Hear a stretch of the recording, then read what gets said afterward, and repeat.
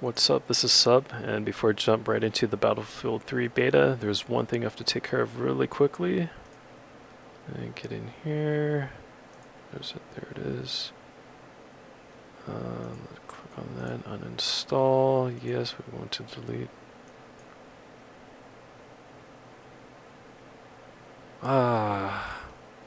Much better. Yeah, uninstalled that game so fast, like you don't even know.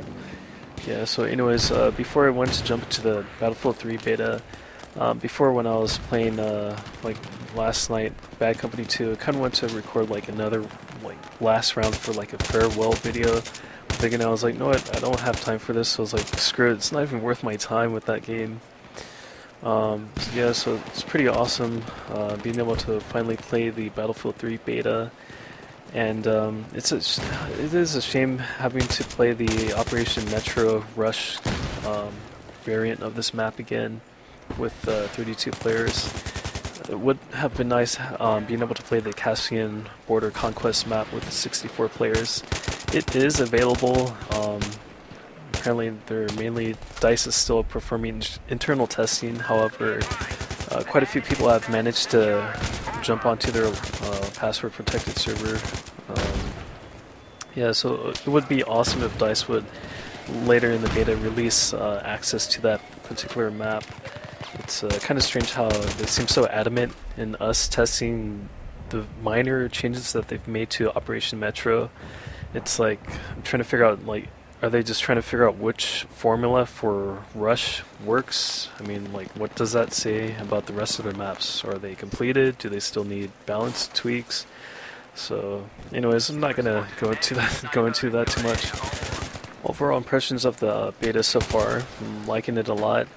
Noticed quite a few changes since the alpha, like in terms of gunplay.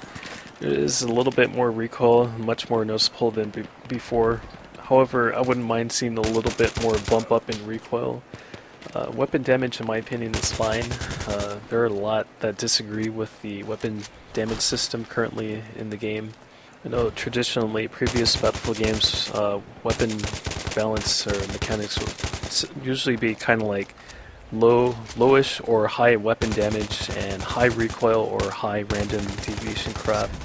But it is a nice welcome change. It's almost Medal of Honor-ish, like that between Bad Company 2 hardcore mode. It's not too insta-get, but you know, you can still take fire and retreat if you use cover wisely. But for the most part, it's very satisfying being able to take down multiple enemies with a single mag versus where everyone's a freaking bullet sponge in Bad Company 2 and just get knifed through, like, while shooting at the person and crap like that. I haven't really paid too much attention to the squad mechanics as of yet within the couple of rounds that I've played so far.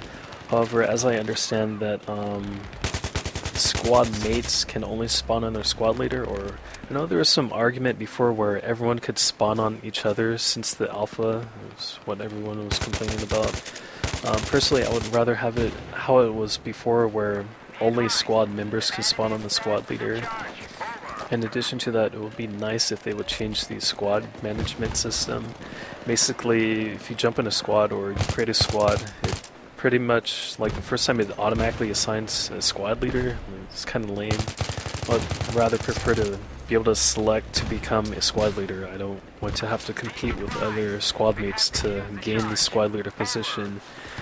Keeping in mind, I know the game is still in beta, however, it would be nice if there was some actual squad leader functionality, like being able to designate waypoints. Supposedly there's some speculation that squad leaders will eventually get some more abilities, like possibly UAV or artillery and stuff like that, but as of now, the squad leader role is pretty much useless, except for the fact that it provides a spawn point location for the squad mates.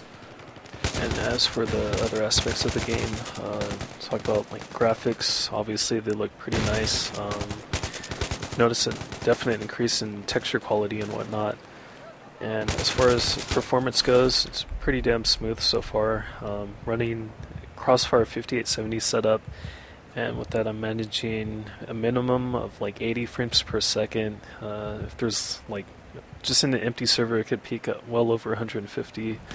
And this is currently using a mix of like high settings. I've bumped down the anti-aliasing and like the special HBAL whatever lighting option in the graphics settings.